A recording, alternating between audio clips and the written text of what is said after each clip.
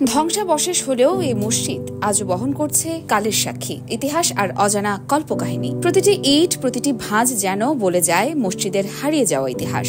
গৌরদার ইউনিয়নের রুনিগাঁও গ্রাম নকলা উপজেলা শহর থেকে প্রায় 5 কিলোমিটার দূরে। স্থানীয়দের মুখে মুখে প্রচলিত আছে, এক রাতে অচেনা কিছু শ্রমিক হঠাৎ মসজিদের নির্মাণ কাজ শুরু করে, কিন্তু এক মহিলা সেই ঘটনাটি দেখে ফেলে। পরের মুহূর্তে তারা সবাই উধাও। আর অদ্ভুতভাবে মসজিদের দেয়াল উঠে গিয়েছিল প্রায় 4 থেকে 5 ফুট পর্যন্ত।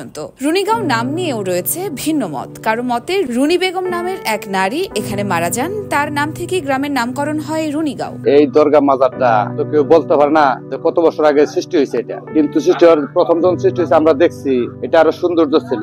2টা বট গাছ ছিল, ইটের উপরে 2টা বট গাছ ছিল, আরো সৌন্দর্য বেশি ছিল।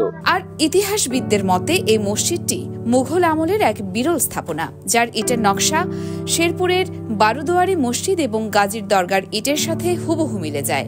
একসময় দূর দূরান্ত থেকে মানুষ আসতো মনোবাসনা পূরণের আশায়। প্রতি শুক্রবার এবং বিশেষ দিনে চলত শিরনি, মানত আর প্রার্থনা। এখনো প্রতি বছর মহরম মাসে এখানে অনুষ্ঠিত হয় ওরস।